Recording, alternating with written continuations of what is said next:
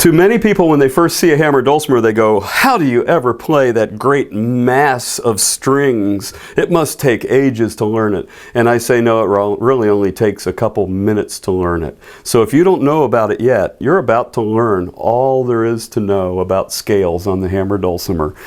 A scale, you know, typically the basic modern Western scale is do, re, mi, fa, sol, la, ti, do. And from the first step to the second step, from do to re, or 1, 2, 3, 4, 5, 6, 7, 1.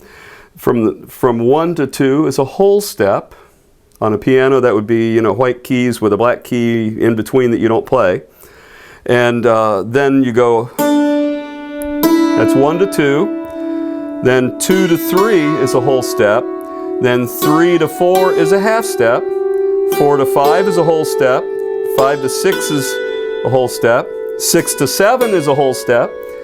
7 to 1 is a half step. That's because you have half steps between the upper black or the upper unmarked course and the upper marked course. So you have marked course, that's white on hammered dulcimers mostly nowadays.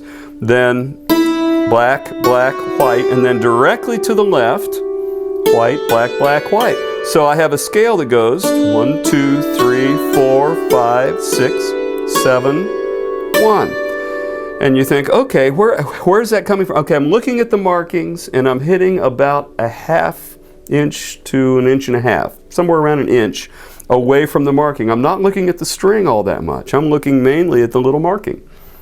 So I look at the markings and I just go to get the scale. Now, what about all the rest of the instrument? You can do the same thing starting on this marked course. And that happens to be the key of D. If I want the key of C, I'll do it starting on middle C right here. And you end up with this little pair of 4 and then 4 to the left to get the scale anywhere in the dulcimer. So once you learn how to go left, right, left, right, left, right, left, right, 4 times in a row, you can play scales in a number of different keys by doing exactly the same thing in different parts of the dulcimer. It's very straightforward. Now I want to add one more thing here. People talk about modes, music being modal. Actually, a lot of music, folk music, jazz, rock, all sorts of different kinds of music have modes.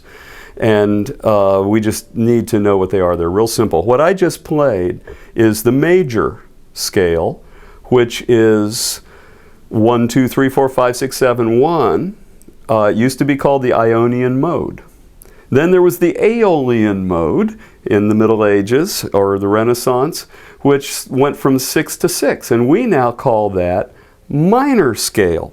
So let's see, this was 1 in the key of D, so I'm going to go down to the 6th one, you know, 1, 2, 3, 4, 5, 6. I'm going to start on 6.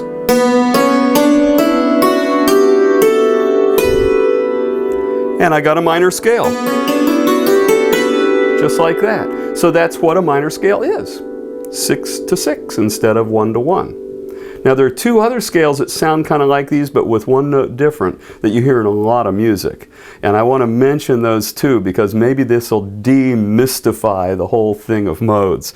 The Dorian mode is a kind of minor scale, but instead of going from 6 to 6 on that set of notes, it goes from 2 to 2. So I'm going to, let's see, here's 1. I'm going to go up to 2.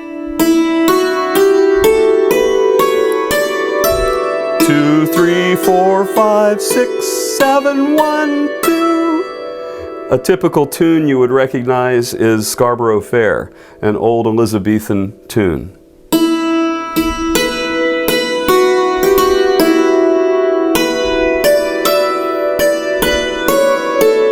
Hear that?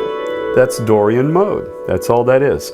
And then the 4th mode, the last one that we'll talk about, is common nowadays also. It's called the Mixolydian Mode, and instead of going from 1 to 1, it goes from 5 to 5. So I'm going to, okay, here's 1, 2, 3, 4, 5, starting on 5. Hear how that's a little different. It's not major because it has that flatted 7th note the way that it's laid out. And of course, many pieces, bluesy type sounding pieces often use this type of thing. But of course, in folk music, old Joe Clark.